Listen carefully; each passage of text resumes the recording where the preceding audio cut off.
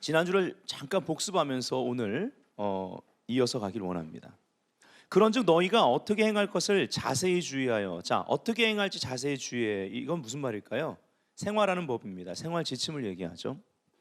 지침은 필요합니다. 그렇죠? 지혜 없는 자 같이 말고 오직 지혜 있는 자 같이 하여 세월을 아끼라. 시간 아끼는 법이 나옵니다. 위에는 생활하는 법, 시간 아끼는 법. 때가 악하니라. 이거는 우리가 적용할 때 악에 물들지 않는 법. 그게 무엇일까요? 그런 방편이 무엇인가를 보는 거죠. 그러므로 어리석은 자가 되지 말고 오직 주의 뜻이 무엇인가 이해하라. 주의 뜻을 이해하는 법. 이 방편이 그 뒤에 나옵니다. 술 취하지 말라. 이는 방탕한 것이니 오직 성령의 충만을 받으라. 성령 충만이 그 방편이었습니다. 생활 지침, 생활하는 법, 그리고 시간을 아끼는 법, 악에 물들지 않는 법, 그리고 주의 뜻을 이해하는 법, 그걸 오직 성령 충만. 그래서 지난번에 메시지를 한마디로 말한다면 성령님과의 관계에 올인하라. 여기서 시작되는 거예요. 모든 게 오직이라고 그랬기 때문에.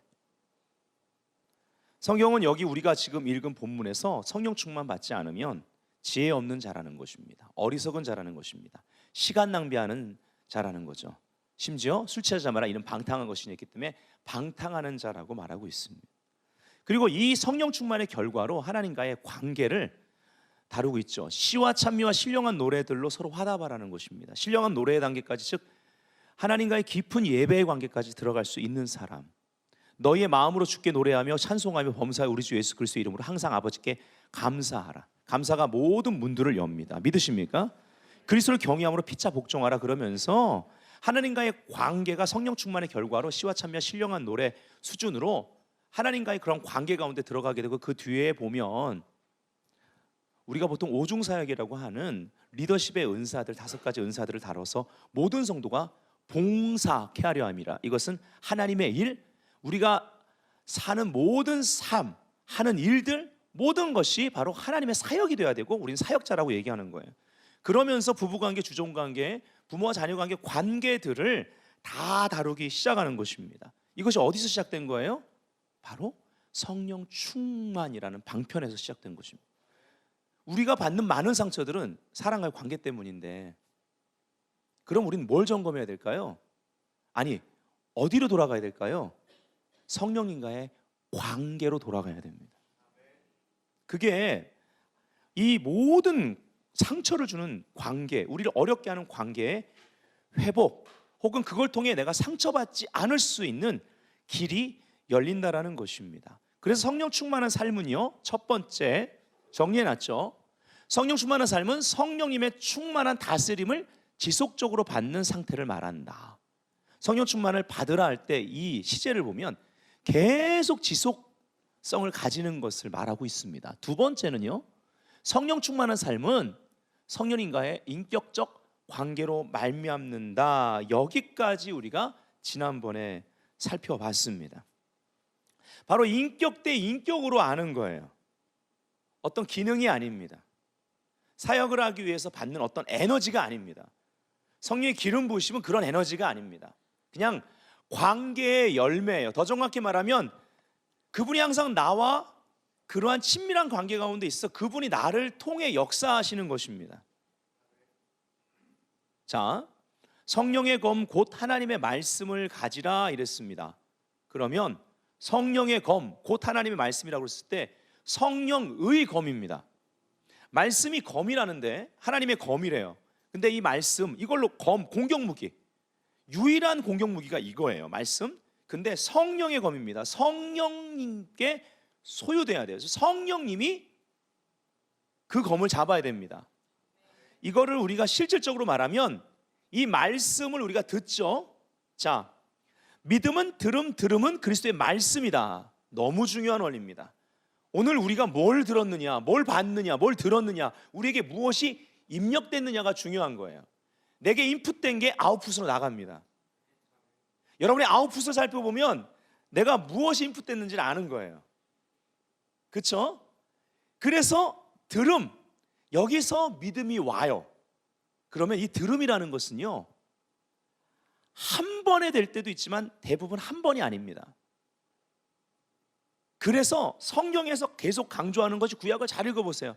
신명기 6장에 쉐마 이스라엘, 들으라 이스라엘, 쉐마 들으라 그러면서 다루는 것이 항상 기억나게 하기 위해서 어디도 말씀 붙여놓고 어디도 새기고, 아하, 아멘, 잘 보이는 곳에 계속 내가 한번 들은 말씀을 새기는 거예요. 그러다 보니까 뭐가 나와요? 암송시키는 거예요. 말씀을. 히브리인들은 암송시키는 거예요. 그래서 그것이 완전 내 거가 되게 하는 거예요. 그리고 너희들이 형통하려면 좌로우로 치우치지 말라. 즉 말씀에서 벗어나지 말고, 그러면 형통하리라면서 뭐예요? 말씀을 주야로 묵상하라. 시도 때도 없이 늘 말씀을 묵상하라. 뭐예요? 들은 것을 계속 기억하는 거예요. 언제까지? 그 말씀이 내가 될 때까지, 말씀이 내 가치관이 될 때까지, 말씀대로 내가 움직여지는 데 있어서 처음에는 의지를 들여서 싫어도 하지만 결국 그 말씀대로 행하는 것이 내가 막 거기서 희열을 느끼고 기쁘고, 그게 좋은 거예요. 그게 좋다는 얘기는 그거 외에는 싫어지는 상태가 되는 거야. 이때까지 들은 것을 계속 기억하고 무슨 일이 있을 때마다 싹 그 구절을 잊어버리는 게 아니라 그 더 기억해서 그 구절에 맞는 것이 아닌 상반된 거라면 그 구절을 기억해내서 적용해야 되는 거예요. 그 구절에 대한 것을 말해야 되는 거예요. 그 구절에 대한 것을 내가 표현할 수 있어야 돼요. 하나님보다 더 그것을 반대 상반되는 분위기를 만드는 그런 말을 하는 사람이, 그 말은 사람이 있을 때 그 사람을 두려워하거나 의식해서 그냥 들어주고 부안해동하고 같이 말하고 그렇게 혼합돼 버리면 안 된다는 거야. 그 상태는 하나님의 말씀, 성령님보다 그 사람이 더 친근하게 되는 시간인 거예요. 여기서 성령님의 친밀함을 버리고 그 사람과의 친밀함을 선택한다니까? 아하, 이게 성령 충만을 받는 데 굉장히 중요한 거예요. 그래서 여러분, 쉐마 이스라엘, 듣는다라는 히브리식의 교육은 들은 것을 계속 기억해서 그 말씀과 내가 함께 움직여주고 내 정서도 그렇게 될 때까지, 의지가 그렇게 될 때까지가 바로 믿음은 들음, 들음은 그리스도의 말씀이라는 거에 들음의 과정이고 들음의 완성이에요. 아멘. 여기서 성령 충만이 나타나는 거예요. 자, 어떻게 할 수 있습니까? 에베소 5장 18절부터 21절에 보니까 우리가 아까 읽었죠. 오직 성령의 충만을 받으라고 시와 찬미와 신령한 노래들로 서로 화답하며 뒤에 이렇게 나옵니다. 근데요, 회람서신이었던 어떤 틀을 두고 말만 바꿔서 보냈던 같은 회람서신 골로새서에 보면 3장 15절부터 17절에 그리스도의 말씀이 너희 속에 풍성히 거하여 모든 지혜로 피차 가르치며 권면하고 시와 찬미와 신령한 노래를 부르며, 아하, 뒤가 비슷하네, 그렇죠? 회람서신이기 때문에 그래요. 마음의 감사함으로 하나님을 찬양하고 또 무엇을 하든지 말이나 이래나 다 주 예수의 이름으로 하고 그를 힘입어 하나님 아버지께 감사하라. 아내들아 남편에게 복종하라. 이는 주 안에서 마땅하냐고. 뒤에가 비슷해요. 앞에 뭐만 달라요? 오직 성령의 충만을 받으라 자리에 그리스도의 말씀이 너희 속에 풍성히 거하여. 그래서 지난주에 결론 부분에 어떻게 말씀드렸어요? 성령님과의 관계에 올인하는 데 있어서 어떤 방편을 말씀드렸습니까? 이거 우리가 의지를 드려야 되는데, 시간을 드려야 되는데, 말씀 많이 읽고 묵상하라고요. 묵상이란 것 자체가 들은 것을 계속 기억하는 거예요. 언제까지? 믿음은 들음, 들음은 그리스도의 말씀인데 내 안에 믿음이 올 때까지. 믿음은 내 오감을 다스리는 초자연적인 감각, 육감이에요.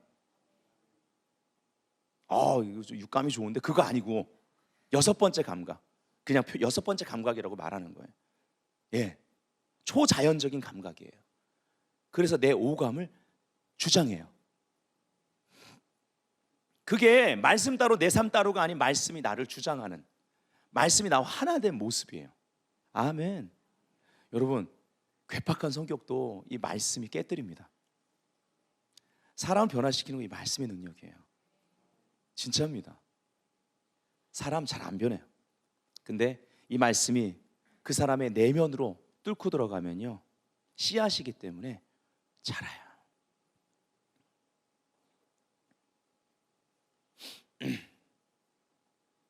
자, 오늘 세 번째요. 성령 충만한 삶에는 그리스도의 권능인 기름 부음이 나타난다. 기름 부음, 이것은 하나님의 능력입니다. 반복해서 말씀드리지만 성령이 임하시면, 임재가 오면 하나님의 능력이 나타나요. 오직 성령의 너희가 임하시면 권능을 받고, 기름 부음입니다. 목적이 있습니다. 그냥 주지 않아요. 기름 부음 한 방울도 그냥 주지 않습니다. 예루살렘과 온 유대 사마리아 땅끝까지 내 증인, 부활의 증인 되어야만 합니다. 부활의 증인. 우리가 예수님 살아난 거 봤어요? 막달라 마리아처럼 무덤에 가셨어요? 어떻게 증인이 됩니까? 그 부활의 생명이 우리 안에 거듭났다, 구원받았다, 내 안에 있는 거 보여야죠. 다른 사람하고 사는 방식이 달라야죠. 내가 말씀을 통해 들은 대로 기억하고 적용하고 되씹고, 아니야 아니야, 내가 기억하는 대로, 말씀을 기억하는 대로, 그거대로, 이게 맞아, 그걸 표현하면서 사는 거예요. 그러다가 그렇게 사는 것이 기뻐져요. 그게 여러분이 그런 기쁨이 생기거든, 아, 내가 지금 성령 충만하구나 라고 봐도 되는 이유는 아까 말씀에서 본 것처럼 성령 충만 이퀄 그리스도의 말씀이 너희 속에 풍성히 거하여 같아요. 그게 그 다음 하나님과의 관계뿐만 아니라 모든 관계에 적용되는 거예요. 그러면 삶의 많은 문제들이 해소되기 시작해요. 믿음의 여유가 생기기 시작해요. 쉽게 좌절하지 않고 얼른 일어나서 소망하게 돼요. 사랑하기 정말 어려운데, 잠깐 힘들 수 있는데, 상처받을 수 있는데 다시 사랑할 수 있어요. 이게 우리한테 어떤 부분 어려운 거는 추상적이거나 실천하기가 어려워서 그래요. 그래서 말씀 많이 읽어보시라는 거예요. 일단 읽어봐요. 묵상해봐요. 계속 기억해봐요. 갑자기 기뻐진다니까, 그렇게 행하는 게.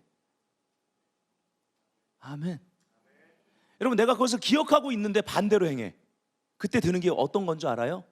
예수 제대로 믿는 사람들한테는 정죄감. 정죄감이 와요. 정죄감이 우리 영혼에 얼마나 스트레스를 주는 줄 아십니까, 여러분? 그런 로마서 8장에 보면 성령의 그 생명의 법으로 말미암아 예수 안에 있는 자에게는 정죄함이 없다. 아멘. 선언합니다. 법정 선언이에요. 할렐루야. 하나님과의 관계를 위해 성령님이 오셨습니다. 그래서 기름 부음, 하나님의 권능은요, 하나님과의 관계의 차이예요. 내가 얼마나 하나님과 친밀한가의 차이입니다.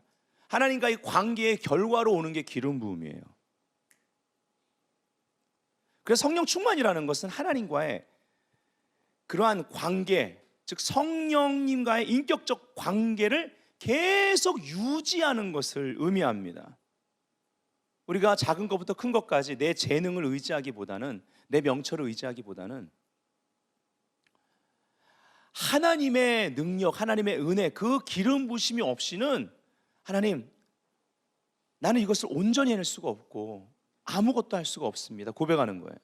여러분, 음악을 한다면, 예를 들어 피아노를 친다면, 어디 가서 학원 선생님이 누굴 가르친다면, 하나님, 오늘도 이 아이들을 가르칠 수 있는 권세와 기름 부으심을 나한테 주세요. 어제가 아니라 오늘의 권위를 주세요. 그 오늘 살아계신 그 하나님을 내가 만나길 원합니다. 여러분, 정말 성령 충만한 부모는요, 자녀 키울 때도 똑같아요. 자녀가 내 마음대로 됩니까? 네. 내 마음대로 되는 게 아니거든요. 하나님 마음대로 되게 해드려야 돼. 그런 부모는 너무 편해. 너무 편해요, 진짜로. 알아서 잘 크니까. 뭐 공부를 좀 잘하고 못하고 뭐 어떻게 할 수 있는 건 아닌데 뭐 학원을 좀 보내내가 공부는 잘하겠지. 그런 부분은 제가 애 키우면서 제가 자유하니까 뭐. 하여튼간 어떤 게 훌륭하게 되는 사람인지에 대한 관점이 좀 제가 달라서 그래, 다른 부모랑. 어쨌든 그래서요, 이런 사람들은 모든 것에 자기의 시간과 자기가 하는 것, 자기의 재능, 이 모든 것들을 다 구별합니다. 구별과 동시에 이들 안에 어떠한 갈망이 있냐면 more, 더 그 능력을 나에게 주세요라고 갈망하기 시작하죠. 성령 충만을 통해서요, 대표적인 두 가지 권능이 나타납니다. 첫 번째 권능이 봉사의 권능입니다. 봉사의 권능. 하나님의 일을 할 수 있는 봉사의 권능이에요. 쉽게 얘기하면 사역의 기름 부음이라고 하는데, 여러분 사역을 이런 목회자들이 하는 어떤 그 뭐 강단의 사역 이걸로만 생각하시면 안 돼. 여러분이 세상에서 하는 모든 일이 하나님의 사역이기 때문에 그게 봉사의 기름 부음이에요. 그래서 성령 충만 그 뒤에 5가지 리더십의 은사 5중 사역을 말하면서 모든 성도로 봉사케 하려 하면, 이게 봉사의 권능이에요. 봉사의 리더십이에요. 근데 그 봉사는 미니스트리를 말하는 거예요. 우리 모두가 삶의 현장에서 사역자다 이 말인 거예요. 그거 할 수 있는 그 근원이 성령 충만에 있다라는 거죠. 그래서 다 성령 충만해야 된다라는 거죠. 아멘. 예. 하나님의 일은 하나님이 주시는 능력으로만 행하고 성취할 수 있는 거예요. 처음엔 내 힘으로 막 하는데 그게 그냥 뭐 하나님이랑 구분도 없이 그냥 내 힘으로 하지만 어느 시점에 한계가 옵니다. 예. 그런 사람들은 그동안 한 것에 대하여 그냥 다 본인이 다 수포로 돌려버려요.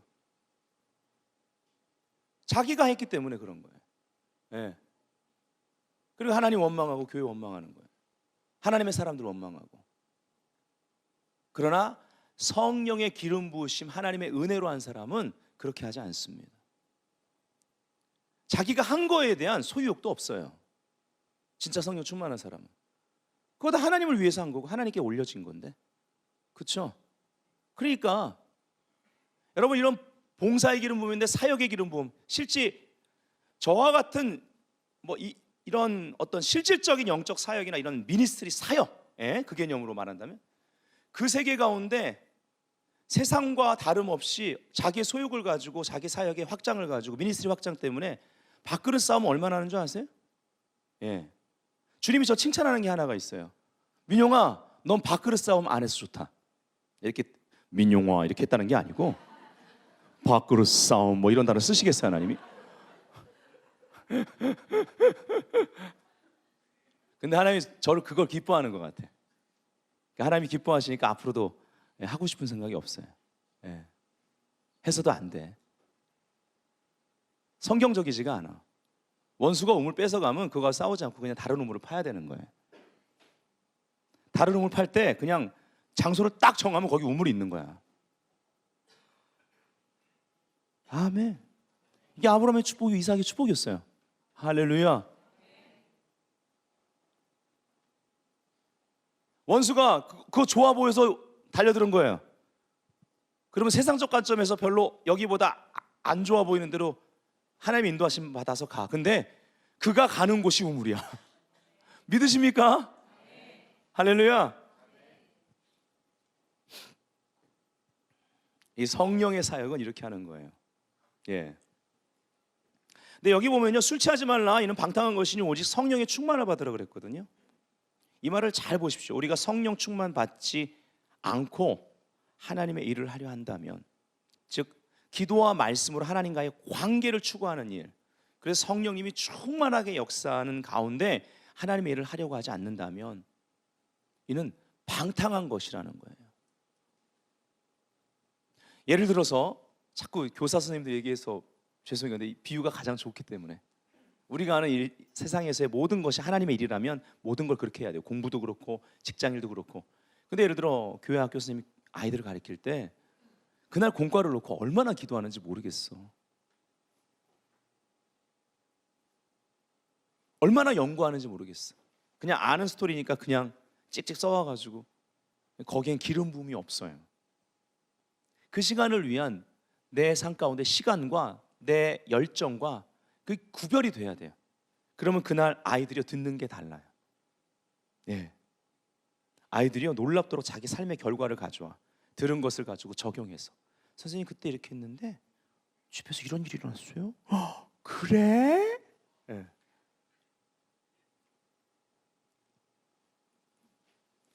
방탕한 것이고요. 마치 술 취해서 술이 취한 상태에서 일상 업무를 보는 것 같이 불안정하게 하나님 보신단 말이에요. 그 얘기예요. 네. 자, 두 번째, 죄를 이기는 권능. 성령 충만을 통해서 이 죄를 이기는 권능이 나타납니다. 여러분, 이거 청년의 때에 사모하셔야 됩니다. 아멘. 예.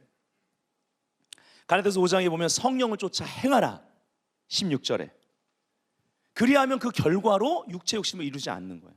여러분, 제가 육체 욕심을 이루지 않으려고 정말 율법주의적으로 기도하고 율법주의적으로 살아본 적이 있습니다. 20대 때. 그런데요, 최선을 다했어요. 정말. 하루에 막 이게 자명종 시계 맞춰놓고 막 하루에 무릎 꿇은 상태로 2시간, 내일은 3시간 해볼 거야. 막 1시간부터 늘려가지고 기도만. 예. 그렇게 기도해봤어요. 막 진짜 육의 욕심을 이루지 않으려고 정말 성령 충만한 삶을 살려고 여러분 나이 때 무진장에 써봤어요. 예. 오늘은 내가 한번 3시간을 해보려고 무릎을 꿇는데 이게 3시간이 쉬운가요? 막 2시간 이렇게 했다가 하체가 없어요. 하체 상실.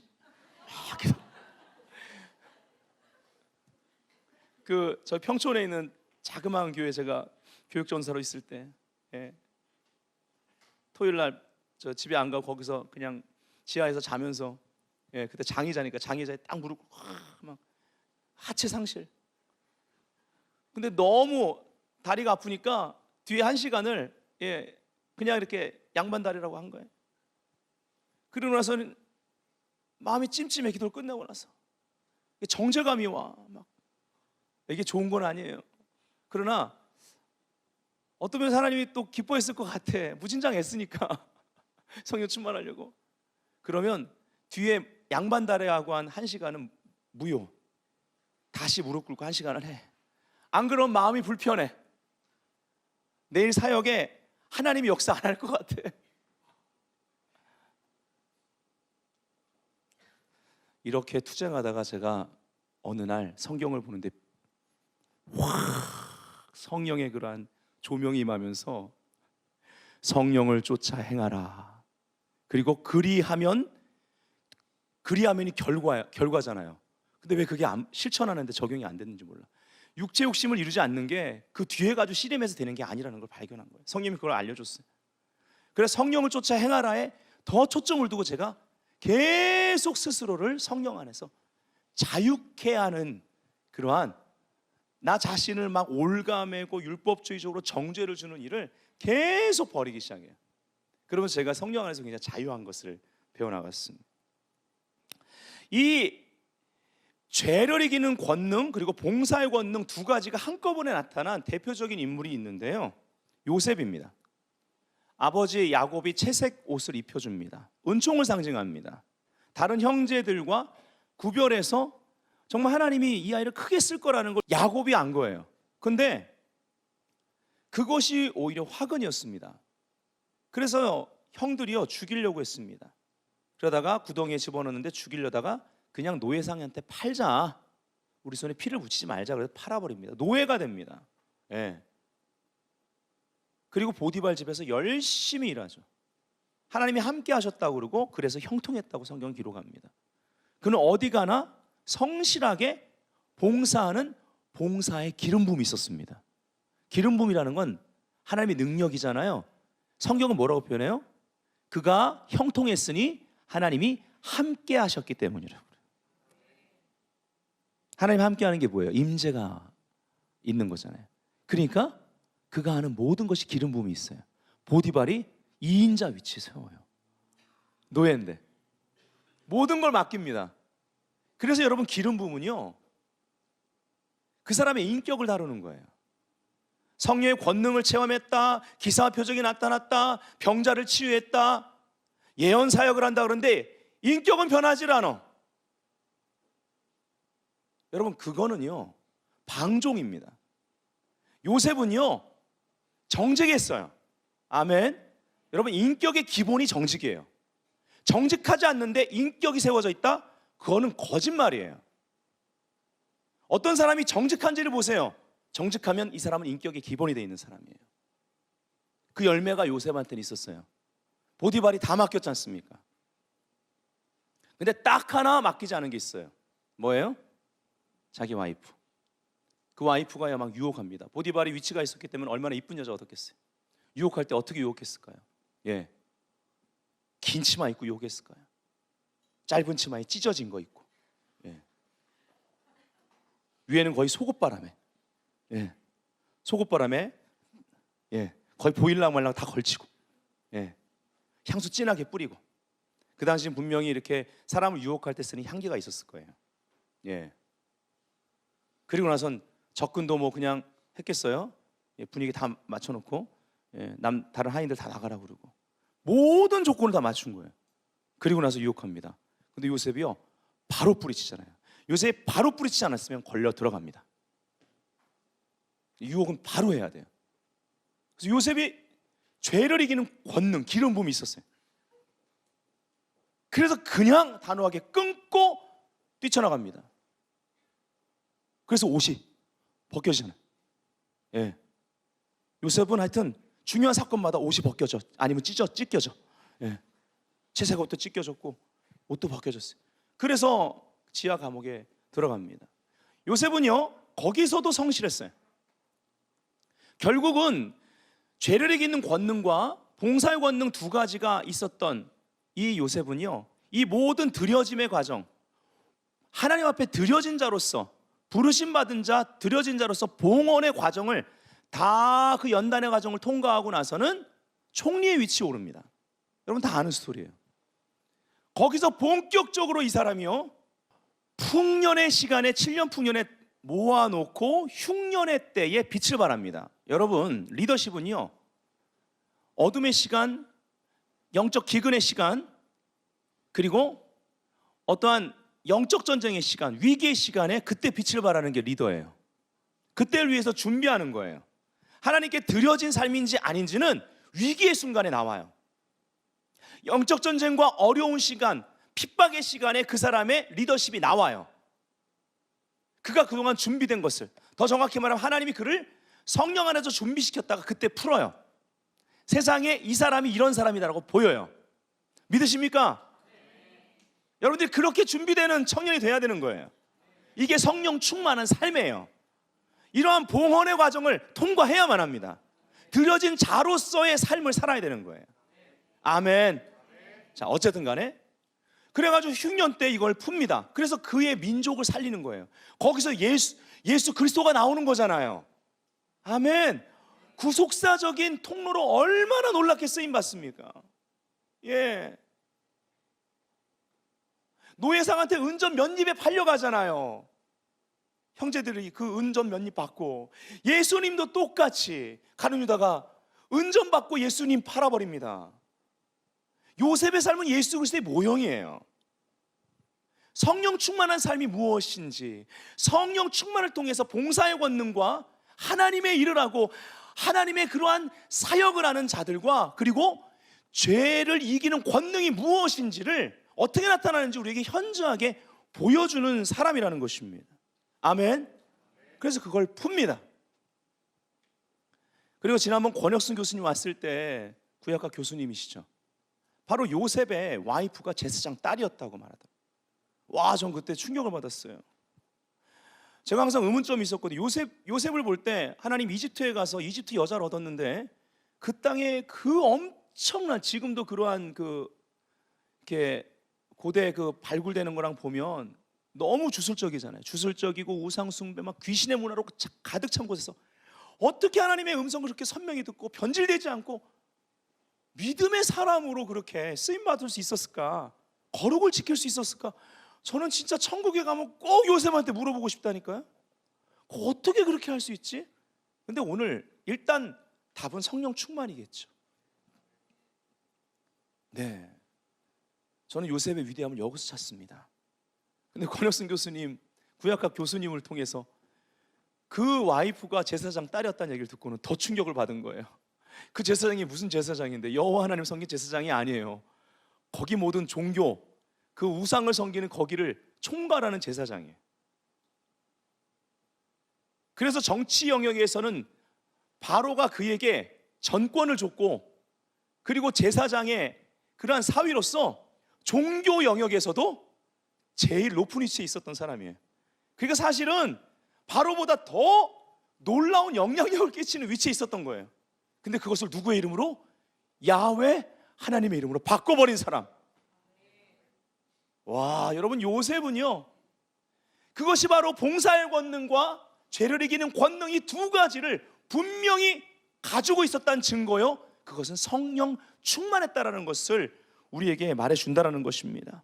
무엇을 놓치지 않았습니까? 하나님과의 관계를 놓치지 않은 거예요. 성령님과의 관계를 놓치지 않은 거예요.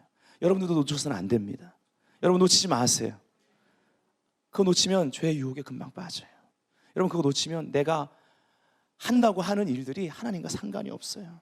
하나님이 원하시는 봉사가 아닌 것입니다. 이러한 요셉의 이걸 분배하는 스토리가요, 초대교회 때 가면 그러한 장면이 나와요. 어떤 장면이냐?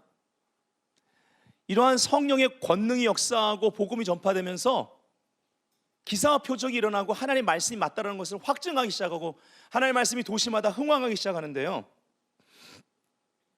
그때 사도의 발 앞에 자기의 전 재산을 사람들이 드리기 시작합니다. 그거는 그들의 삶을 봉헌했다는 얘기예요. 아멘. 계속 제가 봉헌을 강조하죠. 드림에 대한 개념. 제가 이 본문을 다시 이걸 준비하면서 읽다가 큰 은혜를 받았어요. 뭐냐? 여러분, 돈이 일만하게 뿌리가 아니고 돈을 사랑함이 일만하게 뿌리예요. 그렇죠? 돈이 우상이 됐다는 얘기죠. 돈을 사랑하는 것. 근데요, 돈을 사랑함이 일만하게 뿌리인데 이 물질 부분이 정복이 된 거예요. 자, 사도의 발 앞에 그 물질을 다 가져왔어요. 그때 어떤 일이 벌어집니까? 분배합니다. 가난한 자가 없었대요. 다 그것을 누가 착취하는 것이 아니라 어떤 한 사람이 아니라 모두에게 분배하는 거예요. 그런데 아나니아 삽비라가 남들 다 전 재산을 드리니까 자기도 좀 유명해지고 싶거든요. 자기도 뭔가 자기 신앙을 보여주고 싶어요. 그래서 우리도 전 재산을 드리겠습니다. 그러고서 가져왔어요. 이것이 전 재산입니다. 전 재산이 아니었어요. 예, 자기들 쓸 거 감춰놓고 가져와서 전 재산이라고 했어요. 그게 액수로 보면 많았을 수도 있겠죠. 근데 중요한 것은 하나님은 그 액수 자체가 아니라 정직을 봐요. 그렇죠? 가져왔어요. 그래가지고 먼저 왔던 남편이 혼이 떠나 죽고 거짓말해. 네가 성령을 속이느냐, 이렇게 성령을 속이려고 해요. 두 번째 여자도 똑같이 거짓말해서 네 전에 남편도 그렇게 너도 그렇게 될 것이다. 성령을 속이려고 하느냐. 두 사람이 죽어요. 여러분, 이것을 볼 때 왜 아나니아 삽비라만 죽었지? 그렇게 보시면 안 돼요. 저는 이번에 말씀 묵상하면서 새로운 걸 발견했어요. 사도들은 왜 안 죽었을까? 여러분, 많이 맡은 자에게 하나님 더 많이 물어요. 아멘. 그러한 권한을 준 자들에게 더 많이 묻는 법이에요. 그럼 거기서 아나니아 삽비라가 아니라 사도들한테 가장 큰 권한을 줬고 그들의 책무가 커요. 아하. 사도들 안에 돈을 사랑하는 마음이 없었던 거예요. 소유욕이 없었다, 이 말은 그들 삶을 완전히 봉헌했어요. 사도들은 자기들의 모든 것을 주님께 드린 자들이었어요. 마음 안에 우상이 없었단 말이에요. 다시 말하면 온전한 성령의 충만이 그들 가운데 있었어요. 그들도 그들 안에 욕심이 있었다면 아나니아 삽비라처럼 죽어야 돼. 근데 안 죽었어요. 그래서 가난한 자가 아무도 없이 모두가 그것을 분배받고 모두가 다 물질에 있어 부족함이 없었다라는 간증이 역사 가운데 있는 거예요. 와, 갈 길이 멀죠, 한국교회. 그러나 대안은 하나예요. 다시 한번 성령의 불이 떨어져야 돼요. 성령의 불이 떨어져야 돼. 우리의 욕심을 다 태워야 돼. 다른 방법은 없습니다. 예, 이것이 진정한 명분이 있는 복음을 위한 부의 이동인 거예요. 얼마나 거룩합니까? 이게 진짜 거룩이에요. 아까 요셉에 대해서도 거룩을 얘기했고, 성령 홀리 스피릿이기 때문에 성령 충만하면 봉사의 권능, 죄를 이기는 권능, 이 두 가지 권능이 나타나는데 그 사람의 거룩함을 통해서 세상에 드러납니다. 네 번째, 성령 충만한 삶은요, 성령님과 동행하는 삶입니다. 요셉이 그렇게 했죠. 성령님과 동행한 바울, 그는 정말 복음의 일꾼으로 철저하게 성령님을 의존하고 살았습니다. 사역했습니다. 그가 그러한 체험적 지식을 가지고 갈라디아서에 이렇게 말합니다. 만일 우리가 성령으로 살면 또한 성령으로 행할지니. 자, 우리가 성령으로 산다라는 것은 성령으로 모든 일들을 행해야 된다 할 때, 행하다라는 단어, 이 단어가 헬라어로 보면 이렇게 나와요. 선 안에서 걷는다, 규칙을 지킨다, 타인의 통제 아래 살아간다라는 의미예요. 예수 믿는 사람들은 선이 있어요. 진리가 이것을 분명하게 우리에게 말해줍니다. 우리가 지켜야 될 하나님의 준법 정신, 하나님의 법이 이 안에 있어요. 그리고 타인의 통제 아래 살아간다는 건 우리에게 무엇을 말합니까? 여기서 성령으로 행한다 할 때 타인의 통제는 누구를 말할까요? 그 단어를 쓸 때 성령님의 통제 가운데 살아야 돼요. 근데 그분은 중요한 게 컨트롤하지 않으세요. 그분은 우리를 착취하는, 세상은 조종합니다. 컨트롤해요. 컨트롤의 목적이 뭐예요? 착취하려는 거예요. 착취하려는 거예요. 우리의 시간을 빼앗고, 우리의 체력을 빼앗고, 우리의 가치관을 망가뜨리고, 컨트롤은 착취하기 위한 거예요. 그러나 성령님은 전혀 그런 것이 없어요. 어떻게 알 수 있어요? 그래서 늘 우리가 바라봐야 될 것은 성령 충만한 데 있어 늘 예수 그리스도의 십자가, 조종과 착취라고는 전혀 찾아볼 수 없는 예수 그리스도의 십자가, For me, 나를 위한. 아멘. 우리가 이걸 알아야 하나님과 동행이 가능해요. 열왕기상 17장에 보면요, 엘리야가 갑자기 등장합니다. 수년 동안 내 말이 없으면 비도 심지어 이슬도 없다고 그래요. 와, 여러분, 그 땅에 비와 이슬이 없으면요, 이거는 엄청난 기근입니다. 그리고 나서는 하나님 뭐라고 그러냐면, 너 동쪽으로 가가지고 요단 앞 그린 시냇가에 숨으라고 그래요. 그린 시냇가에 어떤 장소를 말해줍니다. 그리고 그 시냇물을 마시라고 그래요. 그리고 까마귀들을 명령해서 먹을 것을 보내준다고 합니다.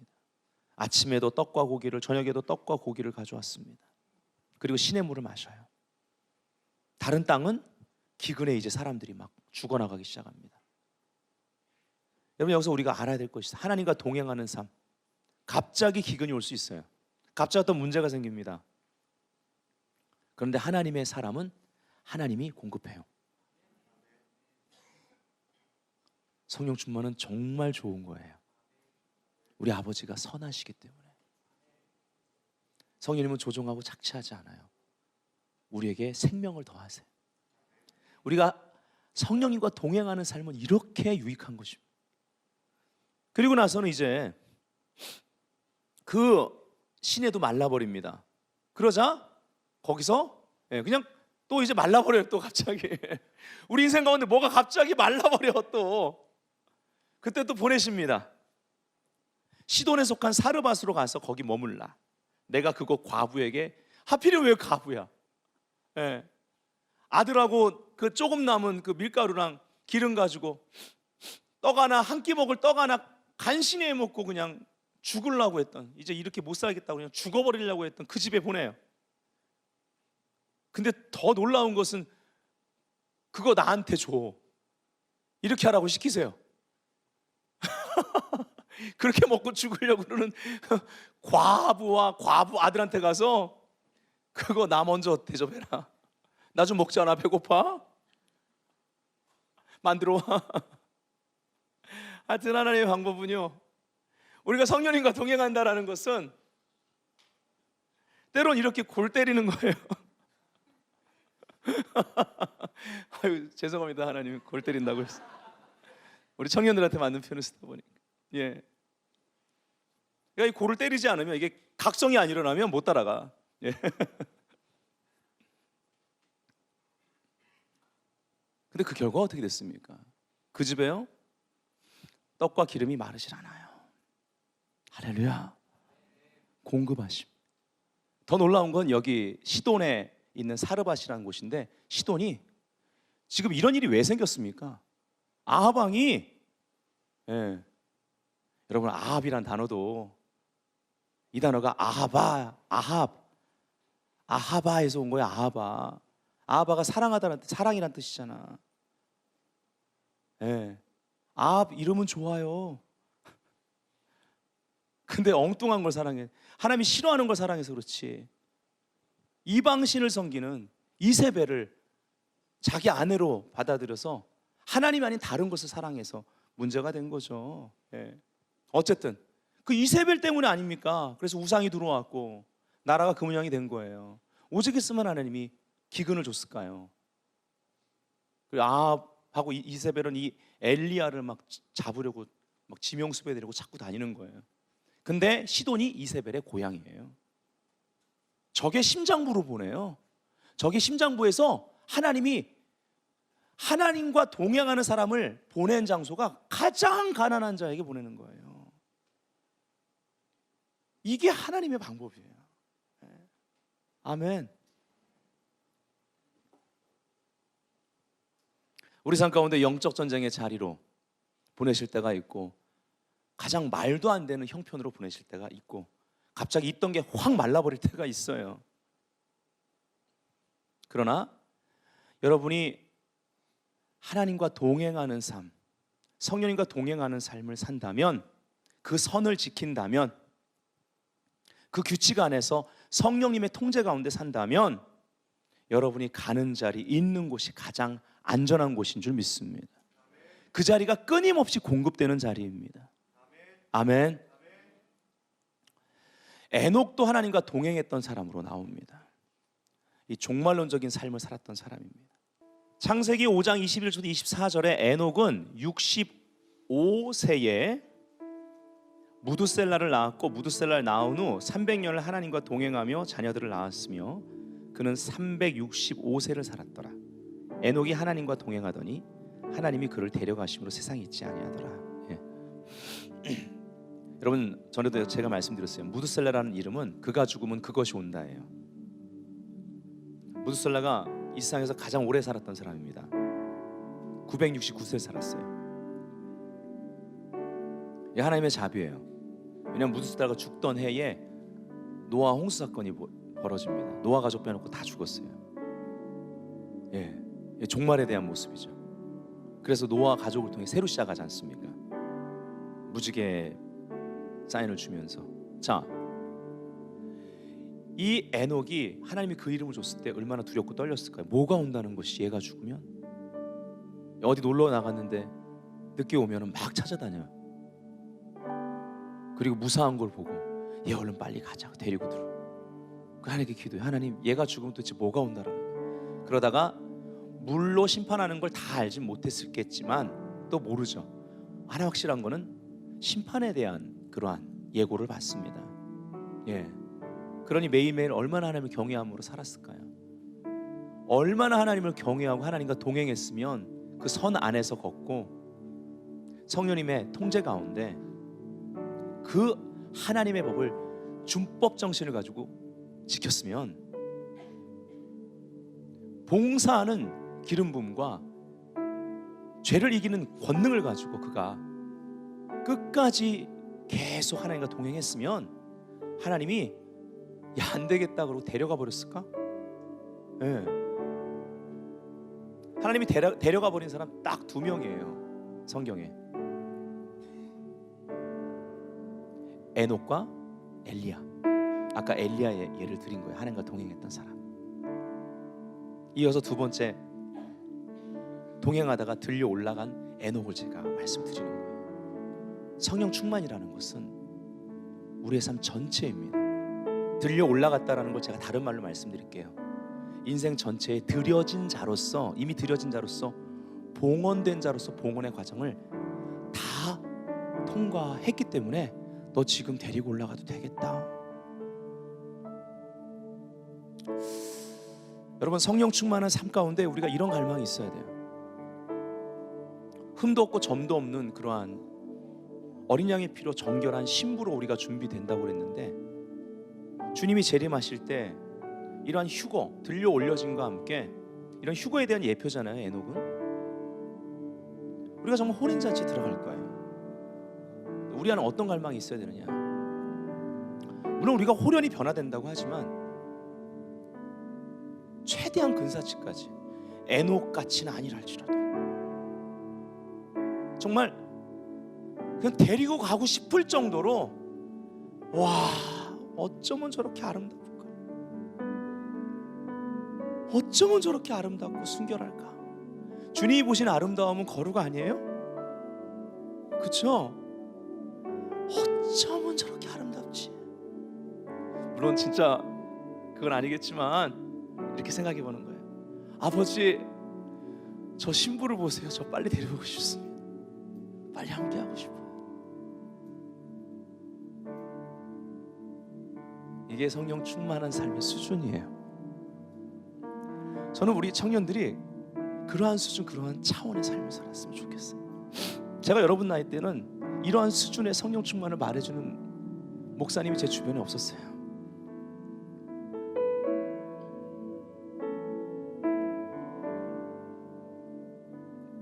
그렇다고 에녹이 막 삶을 회피하고, 와, 제가 죽으면 종말이 온대. 그리고 막 사람들 동원해가지고 막 기도원 올라가가지고 불러 집 다 팔아서 올라오세요. 불러 이렇게 하지 않았어요. 유다서에 분명히 기록합니다. 아담의 7세손 에녹이 사람들에게 대하여 예언하여 이르되, 보라, 주께서 수만의 거룩한 자와 함께 임하셨나니 이는 무사람을 심판하사 모든 경건치 않은 자의 경건치 않게 행한 모든 경건치 않은 일과 또 경건치 않은 죄인의 주께 거스려 한 강팍한 말을 인하여 저희를 정죄하려 하심이라 하였느니라 하면서, 실질적으로 에녹은요 나가서 심판을 경고하고 복음을 전했어요. 그날이 온다고. 일터에서 투쟁하고 싸웠다는 것입니다. 아무것도 안 한 게 아니에요. 그들처럼 자녀를 낳고 양육하고 살았고요, 아이들을 지켜내려고 애썼고요, 세상에서 일했고요, 악하고 어두운 시대 상황 속에서 끝까지 하나님과 동행하며 믿음을 지켰단 말이에요. 그 처절한 영적 싸움 가운데 그가 자기를 지켜내고 주님과 동행했을 때, 이루 말할 수 없는 성령 충만의 상태 가운데, 그 아름다운 가운데 그냥 가자, 올라와, 이제 됐어. 기도하겠습니다. 아모스 3장 3절, 두 사람이 뜻이 같지 않은데 어찌 동행하겠느냐. 성령님, 예수님의 뜻과 우리를 오늘 일치시켜 주세요. 주님을 사랑하는 마음을 배가시켜 주옵소서. 성령 충만한 삶, 동행하는 삶이 되게 하여 주옵소서. 그래서 우리 삶 가운데 이러한 처절한 영적 전쟁 가운데 죄를 이기는 권능과 봉사의 권능을 허락하여 주옵소서. 간절히 기도합시다.